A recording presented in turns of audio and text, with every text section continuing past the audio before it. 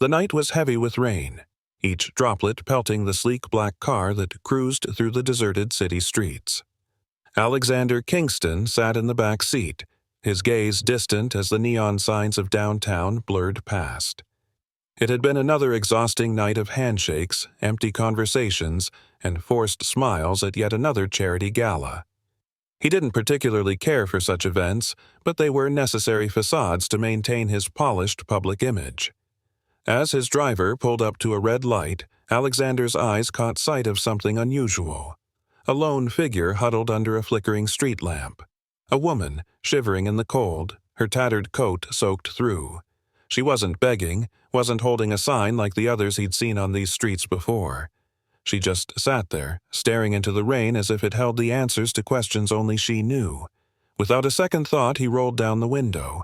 The chill of the night air rushed in, making him shiver despite the heated interior. "Here," he said, reaching into his pocket and pulling out a crisp $500 bill. He leaned out, holding it out to her. She looked up slowly, surprise flashing in her wide, tired eyes, but she didn't move. "Take it," he insisted, his voice edged with impatience. He wasn't used to people hesitating when money was involved. The woman's gaze locked onto his, unblinking. Then, with a trembling hand, she took the bill. For a moment, their fingers brushed, and Alexander felt a strange sensation. Not quite pity, not quite empathy. Something in between. "Thank you," she murmured, her voice soft but firm. Then, to his shock, she added, "I'll see you again." Before he could respond, the light turned green, and his driver pulled away. Alexander glanced back, but the woman was already lost in the shadows, the $500 bill crumpled in her grasp. He shook his head, dismissing the encounter as nothing more than a fleeting moment of misplaced charity. Little did he know, that night would change everything. The early morning sun was just beginning to break through the dense fog that cloaked the cemetery, casting long shadows over the neatly arranged gravestones. Alexander stepped out of his car, adjusting the collar of his coat against the biting chill. His footsteps crunched softly on the gravel path as he made his way to the familiar spot, a secluded corner beneath the sprawling oak trees where his parents lay side by side.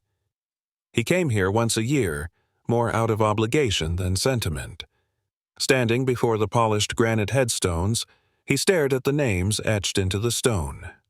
Edward Kingston and Margaret Kingston, beloved parents and philanthropists. In truth, Alexander had never felt close to either of them. His father's ruthlessness in business had overshadowed any attempts at being a caring parent, and his mother's silent support of his father's methods had left little room for genuine affection.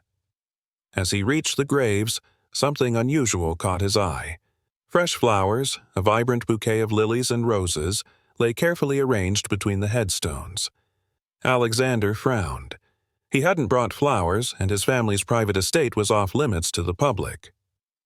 Who would... He was interrupted by the sound of soft footsteps behind him. He turned sharply, his eyes narrowing. Standing a few feet away was the woman from last night. Her appearance was still ragged, but her face was washed, and her posture was more upright, as if she had found some hidden reserve of strength.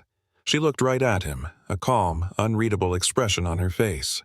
"You," Alexander whispered, disbelief and confusion twisting through him.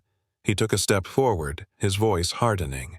"What are you doing here?" And instead of answering, the woman knelt down beside the graves, running her fingers lightly over the carved names. "I came to pay my respects," she said softly. "To my parents?" He shook his head, incredulous. "Why? You don't even know them." Her eyes flicked up to meet his, and the intensity in her gaze made him falter. "But I do," she murmured. "Far better than you think." Alexander's mind raced. How could she know his parents? She looked barely 30, which meant she would have been a child when they died, and yet there was something about the way she spoke, the way she moved, that suggested a familiarity, almost a reverence. "Who are you?" he demanded, stepping closer. "And why were you here? How did you even know they were buried here?" The woman rose to her feet slowly, brushing the dirt from her hands.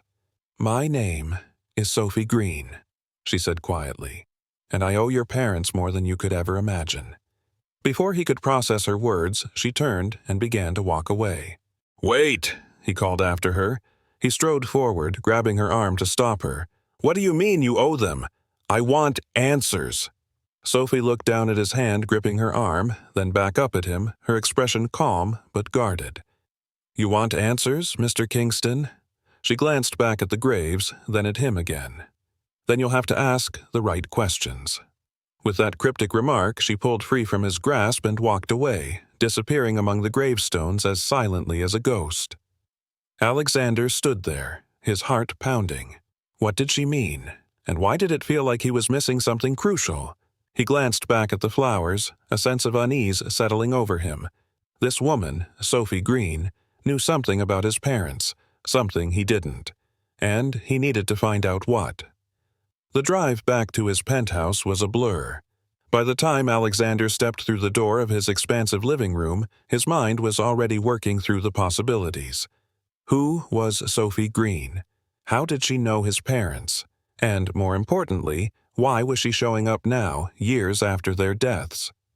His fingers flew across his phone's screen as he sent a quick message to his private investigator, a man known for digging up even the most deeply buried secrets. "Find everything you can on a woman named Sophie Green," he typed. "Start with the obvious: employment history, address, family. I want to know who she is and why she's suddenly so interested in my parents' graves." Within minutes, his phone buzzed with a reply. "On it. You'll have the preliminary report by evening." Alexander tossed his phone onto the coffee table and sank into the leather couch, staring blankly at the city skyline. His thoughts swirled chaotically. His parents' deaths had been ruled an accident, a car crash caused by a sudden brake failure. There had been no reason to doubt it, no reason to believe it was anything else. But now, his gaze drifted to the framed photo on the mantel, his parents smiling at a charity event, his father's arm wrapped around his mother's shoulders, the picture-perfect couple.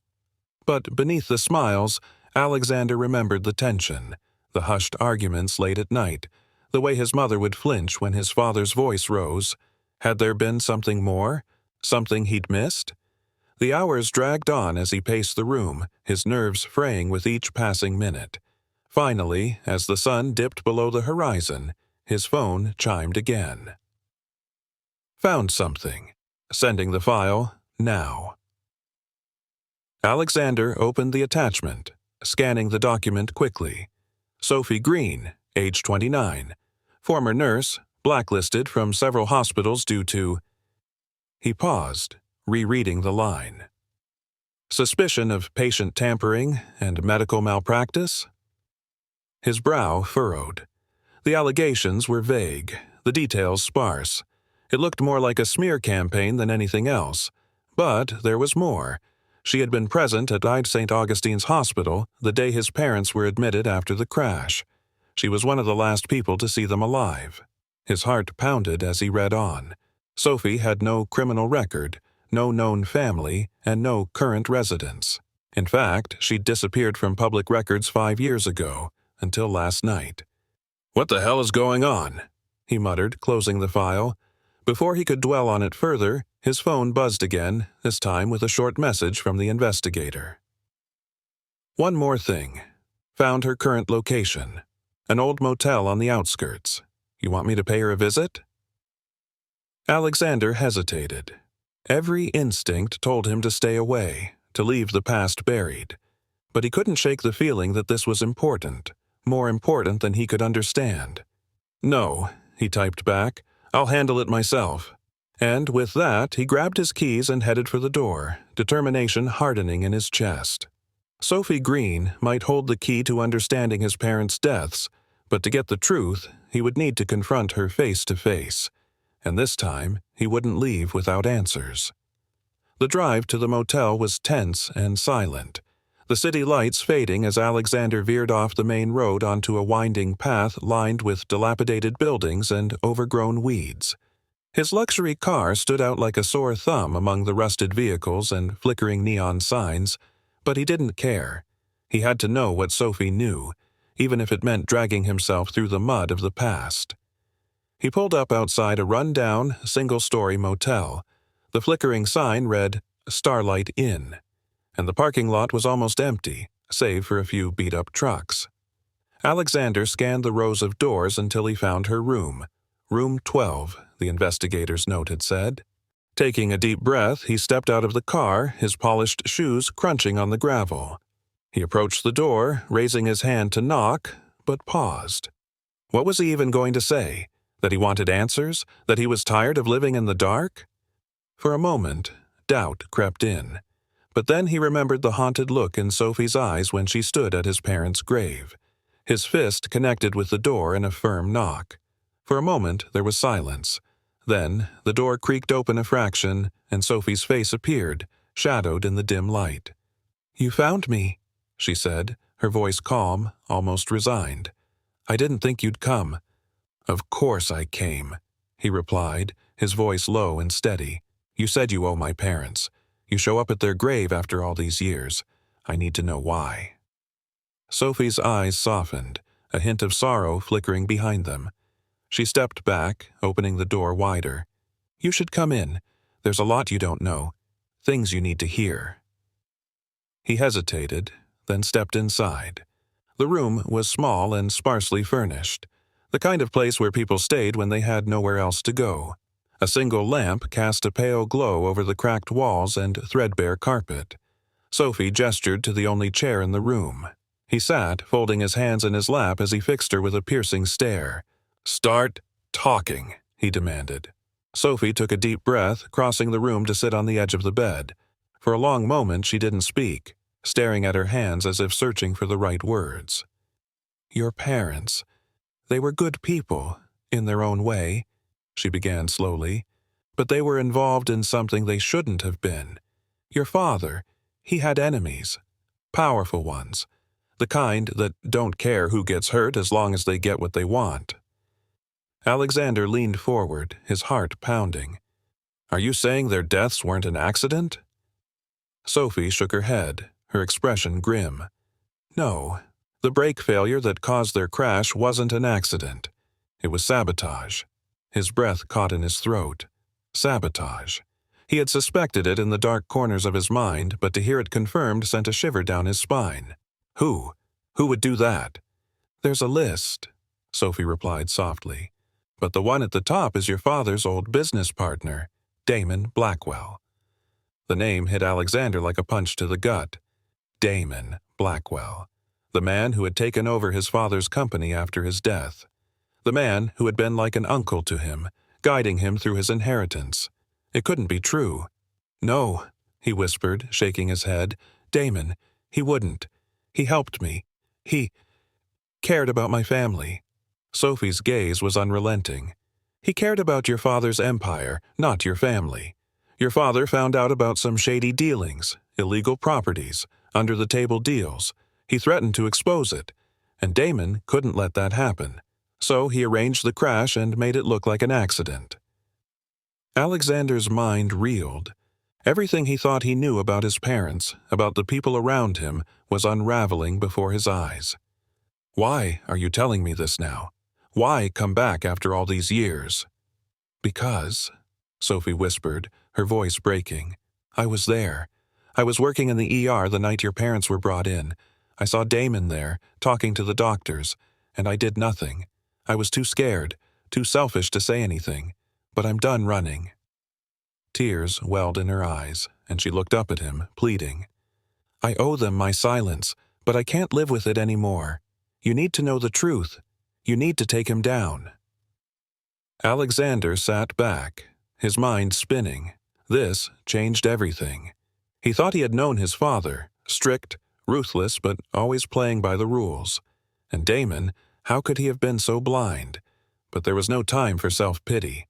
If Sophie was right, then Damon Blackwell was a murderer walking free, and he had been playing Alexander for a fool, manipulating him, using him. Rage bubbled up in his chest, but he forced it down, focusing instead on the woman before him. "You're right," he said slowly. "It's time to take him down, but we'll need proof." Sophie nodded, wiping away her tears. "I have some. Documents, recordings, not enough to convict him, but enough to start a case. Alexander's jaw tightened. Then we start building it. We gather everything we can, and we make him pay. Sophie's eyes widened, hope flickering in their depths. You'll help me? He leaned forward, his gaze hard and determined. We're going to make sure he pays for what he did. For my parents, for everyone he's hurt. For the first time since they met, Sophie smiled. A small, fragile smile, but real. Thank you. The courtroom buzzed with anticipation as Alexander stepped up to the stand, his gaze sweeping over the crowded room. At the defense table, Damon Blackwell sat, his face pale but defiant. He had denied everything, of course, but the evidence was damning. This was the end of the line. Alexander took a deep breath, his heart steady.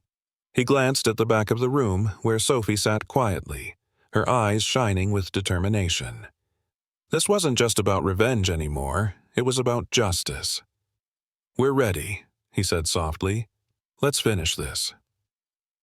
If you enjoyed this story and want to see more compelling narratives with shocking twists and emotional depth, please subscribe to our channel for more content like this. Share this story with friends who love suspenseful mysteries, and let us know in the comments what you think of Alexander's journey. Would you like to see a sequel or a spin-off? Your feedback helps us create even better content. Stay tuned for the next thrilling story, and remember, every small action can change a life forever.